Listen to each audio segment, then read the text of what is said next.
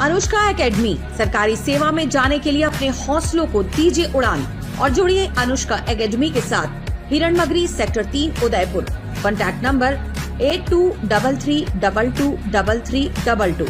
उदयपुर में विषाक्त पदार्थ सेवन करने वाले नवविवाहित दंपत्ति के मामले ने नया मोड़ ले लिया है। मंगलवार को पीड़ित परिवार पुलिस अधीक्षक कार्यालय पहुंचा और पूरे मामले की निष्पक्ष जांच की मांग को लेकर ज्ञापन सौंपा।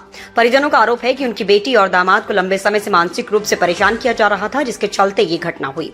वहीं पुलिस का कहना है कि मामले के सभी पहलुओं की गंभीरता से जांच की जा रही है और उपलब्ध साक्ष्यों के आधार पर कार्रवाई की जाएगी। पुलिस अधीक्षक कार्यालय पहुंचे पीड़ित परिवार ने पूरे घटनाक्रम को लेकर गंभीर आरोप लगाए। परिजनों के अनुसार उनकी बेटी कई वर्षों से परेशान किए जाने का सामना कर रही थी। इस संबंध में पहले भी अंबा माता थाने में शिकायत दर्ज कराई गई थी, लेकिन परिवार का आरोप है कि समय पर प्रभावी कार्रवाई नहीं होने से समस्या लगातार बढ़ती गई। युवती के पिता ने बताया कि उनकी बेटी को सोशल मीडिया के माध्यम से लगातार परेशान किया जाता था। परिवार का कहना है कि उस पर मानसिक दबाव बनाया गया और कथित रूप से धमकियां भी दी जाती रही। हालात को देखते हुए परिवार ने बेटी का विवाह कर दिया, लेकिन आरोप है कि शादी के बाद भी परेशान करने का सिलसिला नहीं रुका और बाद में उसके पति को भी धमकियां मिलने लगी। परिजनों ने दावा किया कि उनके पास सीसीटीवी फुटेज सहित कई महत्वपूर्ण साक्ष्य मौजूद हैं, जिन्हें जांच एजेंसियों को उपलब्ध कराया जाएगा।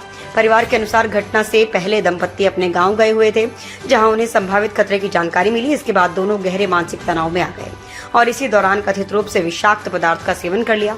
दोनों की तबीयत बिगड़ने पर उन्हें अस्पताल में भर्ती कराया गया, जहां उनका उपचार जारी है। आपका नाम बताइए। गज सिंह एडवोकेट। ये जो मामला है बड़ा संवेदनशील है। इस सिटी में पूर्व में भी ऐसे अपराध हो चुके हैं और इसी समाज के साथ हो चुका है। दोबारा इस तरह से जो घटनाएं हैं उनके ऊपर प्रभावी तरह से अंकुश लगाया जाए और इस जो FIR है उसके साथ में जो उन्होंने एविडेंस पेश की जा रही है उसके सुसंगत धाराओं में कठोर से कठोर कार्रवाई करके और जितने भी इसमें इन्वॉल्व हैं उनके खिलाफ सख्त कार्रवाई करके और उनको अनुसंधान करके और इस केस को केस ऑफिसर इसी में लेकर के और अर्ली हियरिंग करा के ट्रायल करा के और सजा दिले जाने का हमारा निवेदन है। आज एसपी साहब से मिले क्या? एसपी साहब से मिले हम अभी पूरे डेलीगेशन के साथ में। एसपी साहब ने आश्वस्त किया है कि इस पूरे प्रकरण की जांच में करवाऊंगी और इसका अनुसंधान करा के कठोर कार्रवाई की जाएगी। मेरा नाम विक्रम तेली है। मैं ब्रह्मपुर में रहता हूँ। ब्रह्मपुर में मेरी शॉप है। 2 वर्ष पूर्व मेरी बच्ची है वैष्णवी तेली, उसका इंस्टाग्राम के माध्यम से एक मोमेडियन लड़का है मतीन खान जो कि हाथीपोल रहता है, उसके संपर्क में आ गई थी। संपर्क में आने के बाद में मतलब देख लो वो लड़का मेरी बच्ची को बराबर परेशान करता रहा रेगुलर, और ऐसे कुछ फोटो वगैरह उसने खींच लिए। उसके चलते मेरी बच्ची को मतलब 3 वर्ष से वो रेगुलर ब्लैकमेल कर रहा है और मेरी बच्ची से कम 10 से 15 लाख रुपए उसने ऐंठ लिए। और उसके बाद में धीरे धीरे मामला और ज्यादा बढ़ता गया। मेरी बच्ची डिप्रेशन में आ गई। उसने भी मुझे कुछ बताया नहीं। फिर मुझे कुछ टाइम पहले इस बात का पता चला था तो मैंने उस लड़के के खिलाफ अंबा माता थाने में रिपोर्ट दर्ज करवाई थी। तो अंबा माता थाने में मतलब इसका कोई कठोर कार्रवाई नहीं हुई और उस बच्चे को हल्के में लेके छोड़ दिया। उसके बाद में वो लड़का 2 महीने पहले मेरी दुकान पे चाकू लेके आया था। मेरी छोटी बच्ची दुकान में बैठी हुई थी, मैं उज्जैन गया हुआ था मुझे जान से मारने के लिए। तो मेरी बच्ची को चाकू बताया तेरे बाप को बुला, आज कन्हैयालाल की जैसे गर्दन काटी वैसे तेरे बाप की भी काटनी है और तेरी बच्ची को भी मार देंगे, तुझे भी मार देंगे अगर और तेरी बच्ची ने इस्लाम नहीं कबूल करा तो। उसके बाद में सर मैंने मेरी बच्ची की सगाई कर दी थी। तो 17 जनवरी को सर मेरे जवाई साहब उदयपुर आए हुए थे। वो बागपुरा रहते।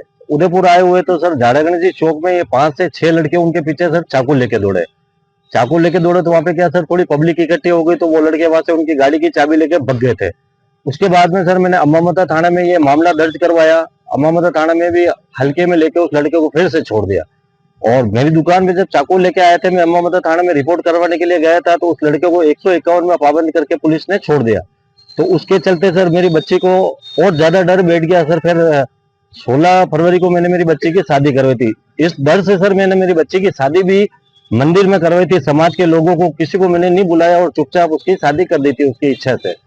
उसके बाद में भी सर शादी करने के बाद में वो मोमेडियन लड़का फिर मेरी बच्ची को मतलब परेशान कर रहा था। इंस्टाग्राम के माध्यम से, फेसबुक के माध्यम से धमकी दे रहा था। उसके बाद में सर मेरे कंवर सा है उनको बार बार धमकी दे रहा था, कन्हैयालाल का हाल जैसा कर रहा था वैसा हाल भी तेरा कर दूंगा, उसको छोड़ दे।